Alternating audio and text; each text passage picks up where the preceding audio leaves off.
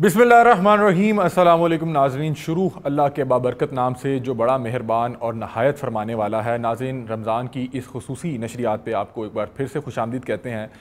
नाज़रीन, रोज़ की तरह आज भी हमें साथ हासिल होगा साहिबजादा काशिफ महमूद साहब का, जो कि फ़र्जंद हैं हज़रत वासिफ़ अली वासिफ़ साहब के, और उनकी जो तालीमात हैं और उनका जो मिशन है उसको लेकर चल रहे हैं। आज के प्रोग्राम के हवाले से जो हमने टॉपिक चुन रखा है वो है तकदीर, नसीब, खुश नसीब, बद नसीब, इस तरह की आप जो है टर्म्स बहुत ज़्यादा सुनते हैं। उस हवाले से आज हम काशिफ भाई के इल्म से फ़ायदा उठाने की कोशिश करेंगे। आइए आज के प्रोग्राम का बाकायदा आगाज़ करते हैं। अस्सलाम वालेकुम काशिफ भाई, कैसे हैं आप? खैरियत से? अल्हम्दुलिल्लाह। काशिफ भाई, आज हमने टॉपिक जो चुन रखा है वो है तकदीर, ये जो आपका नसीब होता है जी। और इस पे बहुत से लोग ये सवाल करते हैं कि अगर तकदीर पहले से ही लिखी जा चुकी है तो फिर दुआ का क्या अमल दखल होता है? वो कहते हैं कि तकदीर बदल जाए तो हासिल भी है तकदीर। क्या बात? आगाज़ की पेशानी पे अंजाम रकम है जी। यानी कि अगर दुआ करने से भी अगर कोई चीज़ तब्दील हुई है ना, तो उसको तकदीर के अलावा कुछ और तो नहीं कह सकते। ऐसे ही कहेंगे तो उसको भी तकदीर ही। दो तकदीरें तो नहीं ना होती। ऐसे ही है। लिहाजा ये भी कहीं तकदीर में है, यूँ समझ लें कि उस दुआ से वो तकदीर बदलनी है। तो जिसको हम बदले हुए कह रहे हैं है तो वो भी तकदीर। तो अब इंसान ना असल में थोड़ा सा कंफ्यूज होता है इन चीज़ों के अंदर कि शायद मेरी हर चीज़ पहले से तय है और ये है। ये मसला बड़े अरसे से आ रहा है कि हम लोग अगर सब कुछ पहले से तय है तो नेकी क्या है, मेहनत किस चीज़ की, बुराई क्या है। अगर मुझे पता है कि मैंने पास होना है तो मैं मेहनत क्यों करूं, और अगर मुझे पता है मैंने फेल होना है तो मैं मेहनत क्यों करूं। तो लिहाजा हमें अगर नहीं पता कि हमने पास होना है, फेल होना है, लिहाजा हम मेहनत करते हैं ताकि हम पास हो जाए।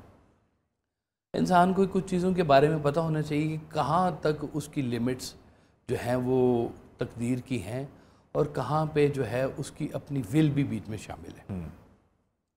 सबसे पहली बात कि आपका यहाँ पर आना इस दुनिया में और यहाँ से जाना तकदीर। आप अपने वक्त से पहले नहीं आ सकते, आप अपने वक्त के बाद यहाँ ठहर नहीं सकते। बिल्कुल। लिहाजा आपका यहाँ से आना जाना तकदीर है। ठीक है। इसको कोई बंदा निगेट नहीं कर सकता कि मैं 1000 साल जिंदा रहना चाहता हूँ और मैं रहूँगा, वो नहीं रह सकता। सबको पता है। बीमारी और शफा, ये दोनों बातें तकदीर। बीमारी कहाँ से आती है? अल्लाह की तरफ, जहाँ से शफा आती है। बिल्कुल। वही बीमारी भेजने वाला है, वही शफा भेजने वाला। बेशक। जब वो बीमारी भेज रहे हैं ना, तो मकसद बीमारी नहीं है, मकसद ये है कि आप इस तकलीफ के दौर में अपने आप को कैसा पाते हैं। समझ रही बात? मैं समझ रहा हूँ। आप गिले में जा रहे हैं या आप ये भी कहते हैं कि या अल्लाह ताला तू ही भेजने वाला है, तेरी मेहरबानी, मेरी कोई गुनाह झड़े होंगे, चलो यूं ही समझ लें। तो चलो शुक्र है, बीमारी भी सब्र शुक्र वाला जो है ना। तो हज़रत अयूब जो थे ना, वो उनके जिस्म के ऊपर कीड़े थे, तो बीमारी का ये आलम था। तो आप ना जो कीड़ा गिरता था उसको उठा के भी रख लेते थे कि अल्लाह ने इतनी देर के लिए इसका नसीब मेरा ये गोश्त रखा हुआ है। इतना सब्र था। तो बीमारी शफा उधर से, ये आपका तकदीर होगी। आपके वालिदैन आपकी तकदीर होगी, आपके बच्चे भी आपकी तकदीर होगी। हमारे दरमियान में हम जिसे समझते हैं कि ये हमारी बड़ी विल है, शादी जिसको हम कहते हैं ना कि हम अपनी विल से शादी करते हैं, वो भी कहीं तकदीर ही है। एक बंदा था, उसने कहा कि जी मैं नहीं मानता, मैं अपनी विल से, अपनी मर्जी से शादी करना चाहता हूँ। पीर साहब ने कहा ज़रूर करो, अपनी पसंद से, अपनी विल से शादी करो। ये एक रुका है, अपनी बेगम को पहले दिन जब मुलाकात हुई उसको दे देना। उन्होंने कहा डन, खोलना नहीं इसको। उन्होंने ठीक है। उसने अपनी पसंद से लड़की ढूंढी, अपनी पसंद से शादी की, शादी हुई। उसने पीर साहब का रुका उसको दिया कि मेरे पीर साहब ने आपके नाम ये रुका भेजा है, इसको खोलें, आपके लिए मैसेज है। उसने खोला तो उसने कहा कि इसमें तो कुछ नहीं लिखा, इसमें सिर्फ मेरा नाम लिखा हुआ है। क्या बात है। अब देखें, पीर साहब को पहले से पता था। अल्लाह वाले, हाँ ठीक है। तो जिसको अल्लाह दे दे, ये शोर दे दे।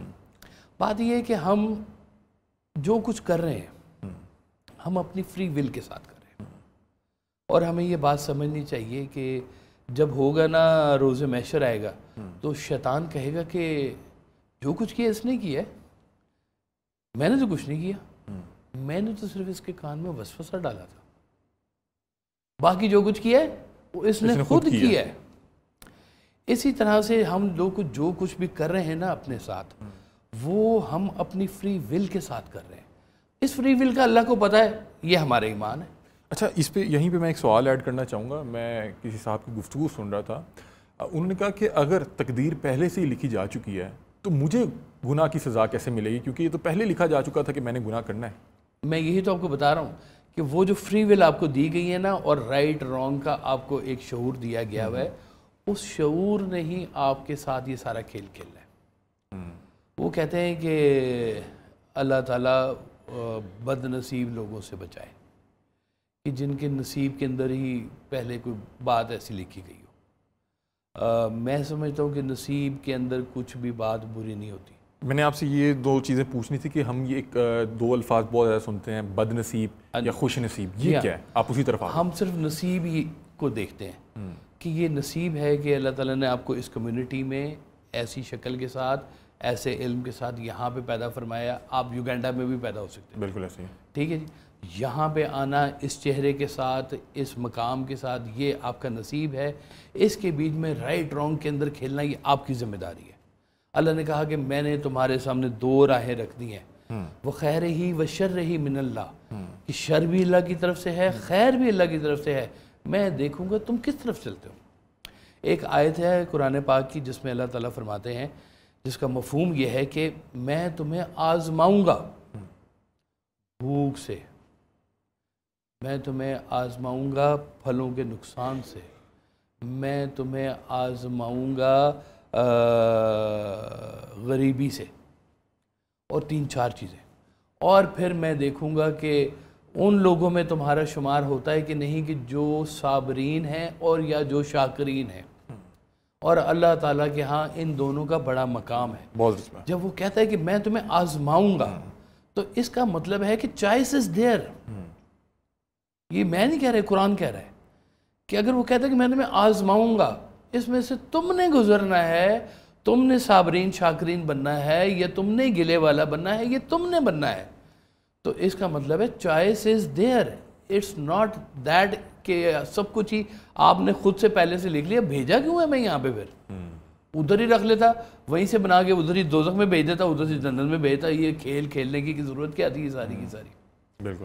تو اس کا مطلب ہے کہ شیطان اپنے کام کے اوپر لگا ہوا ہے, اور اللہ والے اپنے کام کے اوپر لگے ہوئے ہیں. شیطان لوگوں کو بہکانے کے اوپر لگا ہوا ہے, اور اللہ کے نیک بندے جو ہیں وہ شیطان سے دور کرنے میں اس کے اوپر لگے ہوئے ہیں. اچھا کاشف بھائی, کیا یہ جو تقدیر یا نصیب ہوتا ہے اس کو بدلا جا سکتا ہے, یا مطلب کہ یہ کوئی شخص چاہ کر خوش نصیب بن سکتا ہے؟ ویسے سب کا اس کے اوپر بڑا خوبصورت ایک فکر ہے. آپ فرماتے ہیں خوش نصیب انسان وہ ہے جو اپنے نصیب پر خوش رہے. کیا بات, سادہ سی بات کہ آپ کا جو نصیب اللہ نے آپ کو دے دیا ہے, آپ اس کے اوپر اگر آمین کہہ لیتے ہیں کہ یا اللہ تو نے جو کچھ مجھے دیا تیرا شکر ہے. میں چھپکلی ہو سکتا تھا, میں کچھ اور ہو سکتا تھا, تو نے مجھے انسان بنا دیا, یا اللہ تیرا بڑا شکر ہے. میں یہودی ہو سکتا تھا, میں کرسچن ہو سکتا تھا, تو نے اپنی حبیب صلی اللہ علیہ وسلم کی امت میں پیدا فرما دیا, یا اللہ تیرا کتنا کرم, تیرا شکر ہے. میں ہو سکتا ان کفار میں ہوتا جنہوں نے سرکار دو عالم سے جنگ کی ہے, میں اس امت میں ہوں جس کے لیے سرکار رو کے دعائیں مانگتے رہیں, یا اللہ تیرا شکر ہے. تو یہ جب آپ شکر ادا کرتے ہیں نا, تو آپ اپنے نصیب کو 4 چاند لگا رہے ہوتے ہیں کہ یا اللہ یہ تو میری خوش نصیبی ہے کہ تو نے میرا ایسا نصیب بنایا ہے. باقی بیماری, غریبی, پیسہ, شہرت مہرت آتی جاتی رہتی ہیں, ان کا ایک اور کام ہے. آپ کا اگر جو آپ کے ساتھ چیز منسلک ہے نا, کہ آپ کہیں کہ یا اللہ یہ جو زبان ٹرٹر کر رہی ہے یہ نہ ہوتی, تو نے دی ہے, شکر ہے تیرا. شیخ سعدی جا رہے تھے, پاؤں میں جوتا نہیں تھا, پتھر لگا, گلا سے نکلا اندر سے, یا اللہ تیری اتنی بڑی زمین ہے اور میرے پاؤں میں جوتا نہیں ہے. تھوڑی دور آگے گئے تو دیکھا ایک شخص بیٹھا تھا جس کے پاؤں بھی نہیں تھے. اللہ اللہ. وہیں سجدے میں گر گئے کہ یا اللہ تیرا شکر ہے کہ تو نے مجھے پاؤں تو دیے چلنے کے لیے. وہی بات جو ابھی تھوڑی دیر پہلے گلے والی تھی وہی بات ہی شکر والی بات بن گئی. تو جو شخص اپنے نصیب کا شکر ادا کر رہا ہے وہ خوش نصیب ترین انسان ہے، اور جو اپنے نصیب پر راضی نہیں ہے وہ بد نصیب ترین انسان ہے. اچھا کاشف بھائی، آپ نے کہا کہ اگر آپ اپنے نصیب پر خوش ہیں تو آپ خوش نصیب ہیں، اور اگر آپ خوش نہیں ہیں تو پھر آپ جو ہے بد نصیب ہیں. بالکل. میں آپ سے یہاں پہ ایک سوال پوچھنا چاہ رہا ہوں کہ بہت سے لوگ جو ہے کثرت گناہ میں پھنسے ہوتے ہیں اور اس کو اپنی قسمت سمجھ رہے ہوتے ہیں کہ یار یہ بڑی میں خوش قسمت ہوں کہ میں یہ کر رہا ہوں، کیونکہ شاید ہماری جو شاید I was destined to do this، یہ میری تقدیر ہی ایسے ہے کہ میں نے یہ برائی کرنی ہے. ایسے اب دیکھیں یہاں پر بھی اللہ تعالیٰ نے بڑی کھول کھول کے باتیں کی ہیں. وائس صاحب سے نا ایک وہ ہماری پرانی ایک آرٹسٹ ہیں، انہوں نے ایک بڑا عجیب سا سوال کیا. انہوں نے کہا جی میری ایک سہیلی ہے جو ریڈ لائٹ ایریا میں پیدا ہوئی ہے، اب وہ بڑی ہوگی، میں اس کی شادی کرنا چاہتی ہوں، تو جہاں بھی جاتی ہوں وہ اس کے بیک گراؤنڈ کی وجہ سے بڑا پرابلم ہوتا ہے. اس کا کیا قصور ہے کہ وہ وہاں پیدا ہوئی ہے؟ بالکل اس کا تو کوئی قصور نہیں ہے کہ وہ وہاں پیدا ہوئی ہے. تو آپ نے فرمایا کہ جہاں تک تمہارا عمل کام کر رہا ہے، یعنی کہ تمہارے اندر وہ استطاعت موجود ہے کہ تم بچ سکتے ہو، تو یہاں تک تمہیں گناہ ہوگا. جہاں تمہارا عمل ختم ہو جائے گا کہ اب میرے پاس کوئی چارہ نہیں ہے، تو وہاں پہ گناہ کاؤنٹ نہیں ہوتا. جیسے ایک شخص بھوکا ہے تو وہ بھوکا ہے اگر اور برداشت کر سکتا تو کرے، نہیں ہے تو وہ حرام بھی کھا سکتا ہے، وہ حلال ہے اس کے لیے. لیکن اگر اسی برداشت کا مادہ ہو اور وہ حرام کھائے تو وہ آپ کی بات سمجھ آ گئی کہ یہ تو اس کی تھا کہ وہ کہاں پیدا ہوئی. جی ہاں بالکل جی. اب جہاں پہ اس کا وہ کیا کہنا چاہیے کہ جہاں تک اس کی بساط کہہ لیں، اس کو یوں کہہ لیں کہ بساط ہی نہیں ہے کہ وہ مجبور ہے کہ ایسی گھرانے میں پیدا ہوئی ہے، لیکن جہاں پہ اب عمل کی اس کے پاس گنجائش موجود ہے وہ رک سکتی ہے تو وہ رک جائے. یہاں پہ اب گناہ کاؤنٹ ہونا شروع ہو جائے گا. وہاں نہیں کاؤنٹ ہو رہا تھا جہاں وہ پیدا ہوئی ہے، کیونکہ یہ اس کے بس میں نہیں تھا. تو جہاں بس شروع ہوتا ہے نا، وہاں سے گناہ کی سرحد شروع ہوتی ہے. تو اگر آپ کے بس میں ہے تو پھر یہ اس کا مطلب ہے کہ آپ گناہ کر رہے ہیں لازمی. اگر آپ کو پتہ ہی نہیں ہے کہ آپ گناہ کر رہے ہیں، ایک شخص جنگل میں بیٹھا ہوا، اسے پتہ ہی نہیں ہے کہ اسلام کیا ہے اور کیا نہیں ہے، شاید اس کی بخشش ہو جائے کہ مجھے پتہ ہی نہیں ہے. لیکن اب آپ کو پتہ ہے، اور قرآن کہتا ہے کہ وہ ہم پوچھیں گے تم سے کہ وہ شخص آیا تھا تمہارے پاس ہدایت لے کر اور اس نے تمہیں بات بتائی تھی، تم نے اس کی بات کیوں نہ مانی. یعنی کہ ہدایت اگر آپ تک پہنچی ہے اور آپ جانتے ہیں اس بات کو کہ یہ گناہ ہے. دیکھیں ایک وقت تھا کہ میڈیا شراب جائز تھی، اچھا ٹھیک ہے، منع ہوگی، اور اس دن کہتے ہیں مدینہ شریف کی گلیوں میں ایسے شراب بہی ہے جیسے سیلاب آ گیا ہو. کیا بات ہے، حالانکہ وہ ایک عادت کا حصہ ہوگی. ویری ٹرو، کہ صدیوں سے چلتی آ رہی ہے. تو سرکار دو عالم کا جب حکم آیا کہ یہ حرام، وہ کہتے ہیں اس دن مدینہ شریف کی گلیوں میں ایسے مٹکے بہے ہیں کہ جیسے سیلاب آ گیا ہو، اتنی شراب بہی ہے لوگوں کے گھروں میں سے. تو حرام ہو گیا، اطلاع آ گئی کہ حرام، آپ کے اوپر اس کا جرمانہ شروع ہو جائے گا. اگر آپ کو نہیں پتا، اگنورنس ہے، شاید بچت ہو جائے آپ کی. آپ کے پاس ایک منطق ہے کہ مجھے پتہ ہی نہیں لگا، پتہ لگے گا، مجھے پتہ ہی نہیں لگا. یہ میں نے جاتا ہوں میں دوسرے ممالک میں، تو اب میں نے پیزا کھا لیا، تو میں نے پھر سوچا یہ تو میں نے ڈومینوز کا پیزا کھا لیا، تو اس میں تو مجھے لگا چکن تھا. تو میں نے یہ بات پوچھی نہیں اس سے کہ یہ چکن ہی تھا، چکن یہ حلال بھی تھا یا وہ دوسرا تھا. ہاں کیونکہ وہ ذبح کرنے کے طریقے میں ذبح کرنے کے ہمارا مسئلہ بڑا سخت، ہم باہر جاتے ہیں تو کھانے کا بڑا ایشو رہتا ہے. تو میں اس کے بعد سے بہت محتاط ہو گیا. لیکن وہ ایسے ہی ہے جیسے آپ کو پتہ نہیں چلا آپ نے پانی پی لیا، روزہ تھا. ایسی ہے نا جی. اور ہے تو دونوں ہی چکن ہے، لیکن تو اللہ کے حکم سے کھائیں گے تو اللہ کے حکم والا چکن اور ہے اور دوسرا چکن اور ہے، دونوں کے اندر فرق ہے. اور یہ اس کی اطلاع مجھے ہے، میں نہ دانستہ کر گیا تو ہو سکتا ہے غلطی کی معافی مل جائے مجھے، لیکن دانستہ جان کر اگر میں کر رہا ہوں تو وہ اس کا گناہ ہے میرے اوپر، اور وہ بات حلال نہیں کہلائے گی.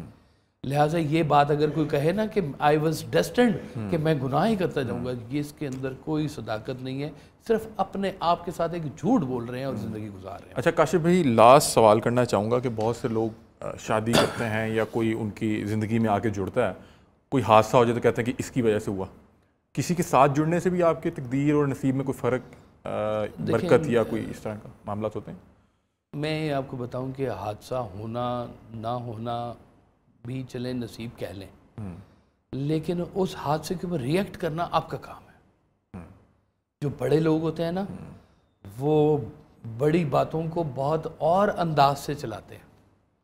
وہ صاحب ایک شعر سنایا کرتے کہ عشق کی چوٹ تو پڑتی ہے سبھوں پر یکساں، ظرف کے فرق سے آواز بدل جاتی ہے۔ واہ واہ واہ واہ، کیا بات! یہ برتن ایسا ہے کہ اس کے اندر عشق کی چوٹ پڑتی ضرور ہے، لیکن بڑے لوگ بڑے طریقے سے بیہیو کرتے ہیں۔ آپ نے پچھلے پروگرام میں شاید بتایا کہ سب سے بڑی قوت برداشت کی ہے۔ سب سے بڑی قوت برداشت کی ہے۔ اب میں اگر اپنی غلطیوں کا کسی اور کو مورد الزام ٹھہرانا چاہوں گا نا، تو اس کا مطلب میں ظرف میں بہت چھوٹا ہوں ابھی۔ بدقسمتی کے ساتھ ہمارے ہاں ہے، اولاد اگر آپ کی مرضی کی نہیں تو آپ نے اسے کہہ دیا کہ تم بدقسمت ہو، ہاں جی بالکل۔ اور کوئی حادثہ آپ کے ساتھ ہو مرد گیا، عورت کے اوپر ڈال رہا ہوتا ہے، عورت مرد کے اوپر ڈال رہی ہوتی ہے، حالانکہ دونوں کے اس سے تعلق ہی کوئی نہیں ہے۔ وہ کہتے تھے کہ بیٹیاں لے گئے بھوت ہے نہیں، اور بہویں لے گئی پوت، ہم بیٹھے اوت کے اوت۔ ہر بیٹی کو میاں چاہیے، ہر میاں کو ایک بیٹی چاہیے، تو یہ اللہ تعالیٰ کی بانٹ ہے۔ تمہارے گھر اس نے بیٹی پیدا فرما دی، اس کے گھر بیٹا پیدا فرما دیا، دونوں کی شادی ہو جانی ہے، کل کو ان کی اپنی زندگی ہونی ہے۔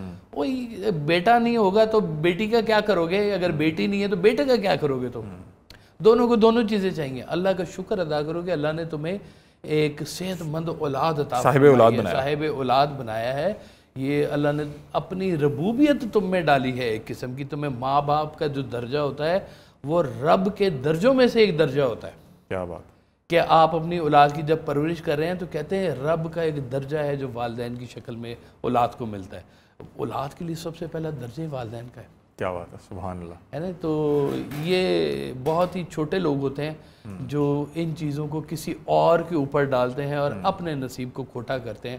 یہ صاحب کہا کرتے تھے کہ الحمدللہ اور استغفر اللہ ملا کے پڑھا کرو، الحمدللہ اور استغفر اللہ کے ساتھ ملا کے پڑھا کریں کہ آپ اللہ کا شکر بھی ادا کریں اور ساتھ توبہ استغفار بھی کریں۔ جی ہاں، بہت شکریہ کاشف بھائی، آپ کی موجودگی سے ہر بار کی طرح بہت فائدہ ہوا۔ بتا رہے ہیں کہ خوش قسمتی یہ ہے کہ آپ اپنی قسمت میں راضی ہو جائیں۔